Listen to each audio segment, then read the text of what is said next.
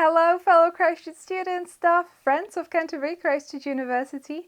We all want to live a bit more sustainably, right?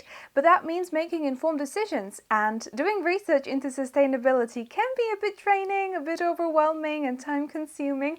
That's why the sustainability team wanted to do a bit of the work for you, and we asked our very own experts to introduce us into sustainability in these 10 questions. What is sustainability? Is sustainability about recycling and turning off lights? Sustainability is about living within planetary means. It's a complicated idea, but it can be expressed very simply. Is how do we, as a human race, manage to continue to live in prosperous ways on planet Earth? Sustainability as a concept, as a movement, and as an aim goes beyond protecting and preserving the planet to include social justice, inclusiveness, and internationalism. Sustainability means living, recognizing that every other living thing is necessary to our survival and flourishing.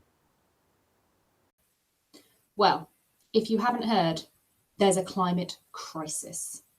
Yep, ever since the Industrial Revolution, mankind has been slowly poisoning the planet we live on. If there's one thing that you could do today to save the planet, use less. Reduce your impact. So how is sustainability relevant to me as a, let's say, student of Christ Church? This is not someone else's problem. The multiple environmental and social injustice crises we face impact all of us. Therefore, to change things around, to avoid the disaster we're heading towards, is everyone's responsibility. And that makes sustainability relevant to all of us, everywhere. It is literally that simple. We've got to take action now. We've got to make small steps. Every individual counts. Yes, big corporate businesses, they cause the most amount of carbon, but we all have a carbon footprint. We are all consuming things that produce CO2 in some way and are slowly destroying the atmosphere. For me, the question about sustainability and education go together. I think there's something fundamental about education and understanding where we are now and what our future will be like. And that is the same understanding I would have for sustainability. How can I make a difference? Love your neighbour as yourself. That means looking after yourself, treating your body well, which is your first environment. It means finding our value not in the acquisition of goods, but in relating to those around us. It means loving our neighbours, other species, who can't speak for themselves in the hurly-burly of life. We need to speak for them. Love your neighbour as yourself. It is very easy to contribute to sustainability. A lot easier to be kind to nature. A good starting place is to educate yourself about sustainability so you will know how to. We need to educate ourselves as well as our students and perhaps undertake research that can expose some of the problems but also offer solutions for a sustainable future. Secondly, and perhaps quite fundamentally, we need to practice what we preach. And at Canterbury Christ Church, we're very lucky that we have our site within the UNESCO World Heritage Site and specifically St. Augustine's Abbey. Take a look at the top 10 tips to reduce your carbon footprint. It's really simple. Make small changes. Eat less meat. Choose to reduce what you consume. Choose to recycle more. Choose to reuse things. Buy secondhand. Don't buy things at all. Reuse them, borrow them, recycle them, upcycle them. We don't need to continually consume more and more. Does social justice matter for a sustainable future? Social justice is at the heart of sustainability. Social justice is the intersecting thread between most, if not all, sustainability development goals. A just society for human and non-human components of the world. Environmental justice and social justice are deeply, structurally, and intimately connected. Environmental destruction, ruthless extraction, biodiversity loss, resource depletion, colonialism, and discrimination and exploitation based on race, class, and gender, for example, are all part of the same conversation. The same systems and ideas that generate social injustices also push the planet towards disaster. What about economic growth? Can we have sustainable development? Sustainable development runs up against a really difficult problem that development cannot go on indefinitely on a finite planet. So it's an interesting term which opens up a discussion but doesn't solve the problem. My first response to that would be a simple no. The putting together of the words growth and development are difficult. Putting together of words sustainability and growth are difficult. My first response is we can't, no. Does living more sustainably mean making sacrifices? We live in a world which seems to assume that more and more is better. In that kind of world, giving things up will feel like a sacrifice.